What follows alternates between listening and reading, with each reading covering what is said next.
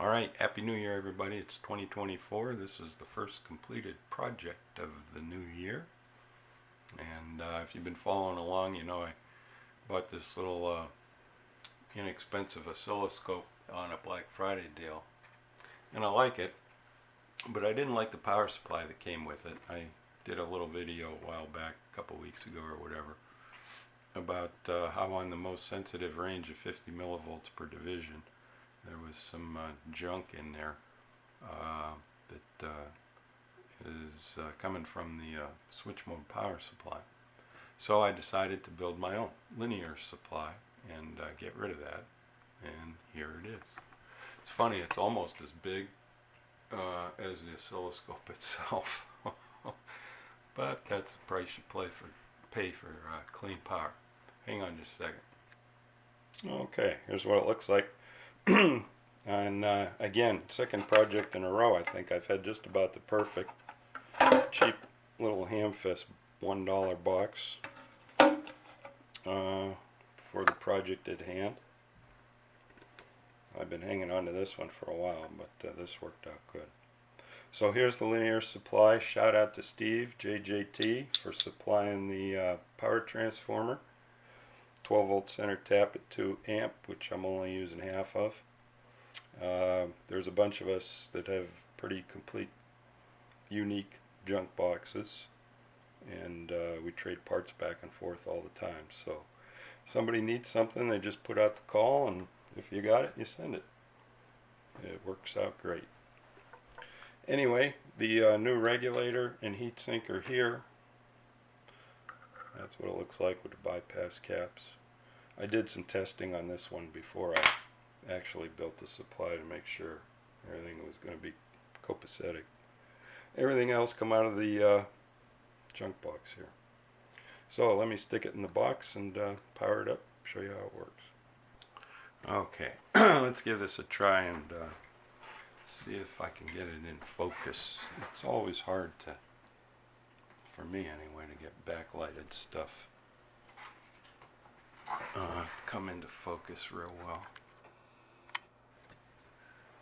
No, I think that's okay. Pretty close anyway.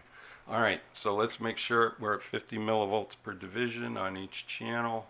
Scope probes are just hanging out there, and we have nice clean traces.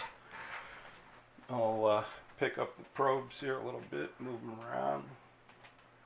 Everything's hunky-dory, no problem. So that problem, as Inspector Clouseau would say, has been solved.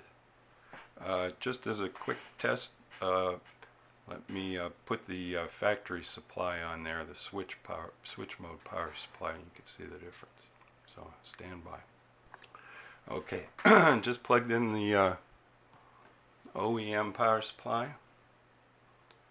Turn it on here. Ooh, look at that. And we're still at 50 millivolts per division. And now, I bet you if I move those probes around closer to that supply, we'll get an increase in, well, maybe not. I'm on something here, I can't, well, you get the idea. So, what's that, about 70 millivolts peak to peak and about 85 millivolts peak to peak with the switch mode power supply. So that thing is not going to see any service with this scope. Okay, back to the linear homebrew supply, and everything is the way it should be. The last little comment, I think, is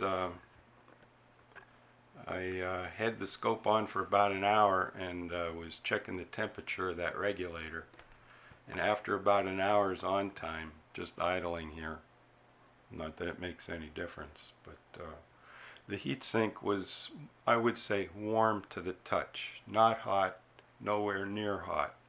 You can put your fingers on it very easily and no risk of burn. I should get the little digital thermometer out, the little infrared thermometer, and actually I've measured it, but I didn't. Anyway, it's running cool. So it's cool, like the power supply. Keep tinkering, everybody. Hope you all have a good new year, and we'll tinker on in 24. See y'all later.